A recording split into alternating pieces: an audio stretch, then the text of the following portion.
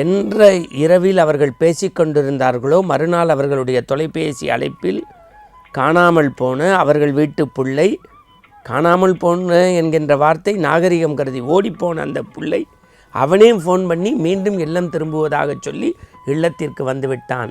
அன்றிலிருந்து அவர்கள் மணியன் பேசுகிறதனுடைய படத்தை வாங்கி தங்கள் இல்லத்தில் குலகுருவாக மாற்றிக்கொண்டு ஆனந்த கண்ணீர் விட்டார்களாம். நம்முடைய புகழ்வாய்ந்த தமிழகத்து எழுத்தாளர்களில் ஒருவர் இதயம் பேசுகிறது மணியன்.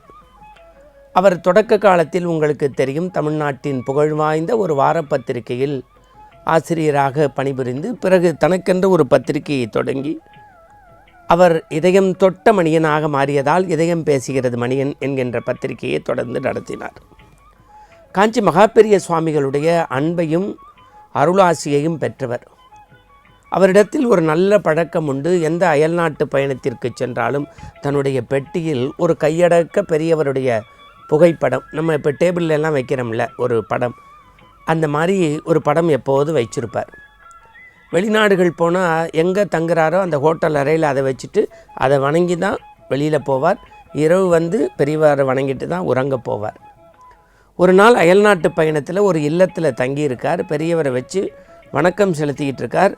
அந்த தங்கியிருந்த வீட்டு கணவன் மனைவியும் வராங்க. அந்த புகைப்படத்தை பார்த்து யார் என்னன்னு கேட்குறாங்க. இவர் கண்கண்ட தெய்வம், பெரிய இந்த கலியுகத்தை காக்க வந்த ரட்சகர், அவர்கிட்ட மனமுருகி வேண்டினா உண்மையாக வேண்டினா எல்லாம் கொடுப்பாங்கன்னொன்னே அவங்க முகம் அப்படியே கொஞ்சம் இறுகுது. இல்லை என்னன்னு சொல்லுங்கன்னொன்னே, இல்லை நீங்கள் சொல்கிறத பார்த்தா எங்களுக்கு ஒரு குழந்தை காணாமல் போயிடுச்சு, இந்த குருகிட்ட வேண்டிக்கலாமான்னா உங்களுக்கு நம்பிக்கை தான் வேணும்னுங்கிற இது முடிஞ்சிருச்சு.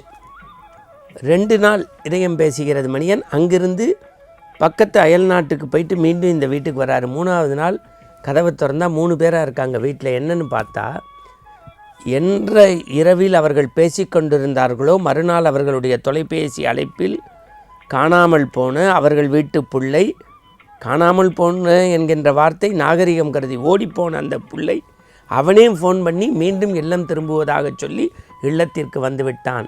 அன்றிலிருந்து அவர்கள் மணியன் பேசுகிறதனுடைய படத்தை வாங்கி தங்கள் இல்லத்தில் குலகுருவாக மாற்றிக்கொண்டு ஆனந்த கண்ணீர் விட்டார்களாம். கடல் கடந்து போனவர்களை கூட கண்ணில் ஆனந்த கண்ணீர் வரை செய்த அற்புதம் மகாபெரியவருக்கு உண்டு. சென்னையில் நடந்த ஒரு செய்தி, குருமூர்த்தி அப்படிங்கிற ஒரு வீடு, ஆடிட்டர் குருமூர்த்தி இல்லை, இன்னொரு குருமூர்த்தி, அவரும் பெரியவருடைய டிவோட்டி பக்தர். அவர் வீட்டு வாசையில் உங்களுக்கு தெரியும், அந்த காலத்தில் தஞ்சாவூர் தூண் மாதிரி முத்தம் கட்டுறது, தூண் வச்சு கட்டுறதுங்கிறது மரபு. வீட்டு வாசலில் ஒருத்தர் மட்டும் அப்படி காலை நீட்டி உக்காந்துக்கிற மாதிரி ஒரு திண்ணக்கட்டை. திடீர்னு பார்த்தா ஒரு நண்பகல் வேளையில் 3 மணிக்கு மேலதாளம் இல்லை, ஆர்ப்பரிப்பு இல்லை, ஆரவாரம் இல்லை, பூக்கூடைகள் இல்லை, பஜனை சம்பிரதாயங்கள் இல்லை. பார்த்தா ஒரு காவி உடையில் கருணை கடல் உக்காந்துருக்கார். ஊரே திகைச்சு பார்க்குறாங்க. அப்புறம் முக்கியமானவங்கள்ட்ட சொல்லி குருமூர்த்தி எங்கே இருந்தாலும் அழைச்சிட்டு வாங்கங்கிறாரு.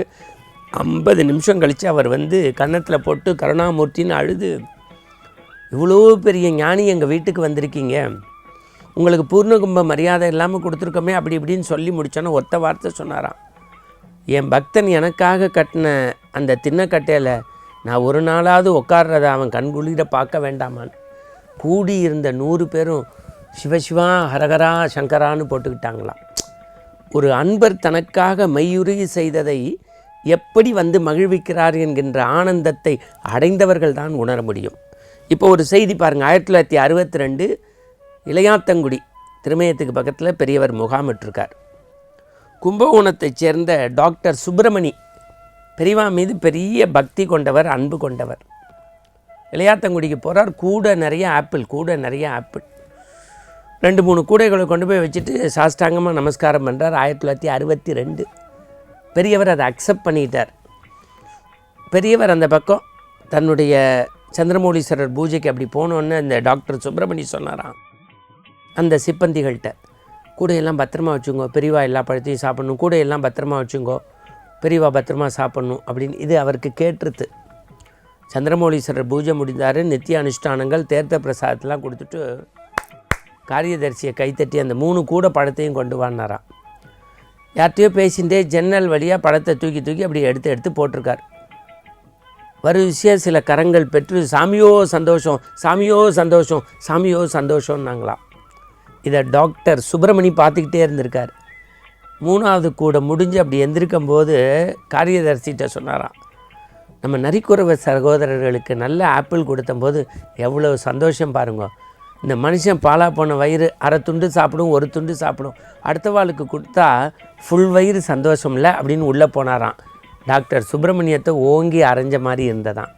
பகுத்துண்டு பள்ளியில் சாப்பிடுவதை எவ்வளவு மேன்மையாக வாழ்க்கையில் வைத்து பிறருடைய ஆனந்தத்தை தன் ஆனந்தமாக இந்த மண்ணில் பாவித்த கருணைக்கடல் காஞ்சி மகானை நினைப்பதே நமக்கு ஆனந்த கண்ணீர். மீண்டும் அற்புத செய்திகளோடு நாளை அருள் நேரத்தில் சந்திப்போம். இந்த நாள் இனிய நாளாக மாறட்டும். வணக்கம்.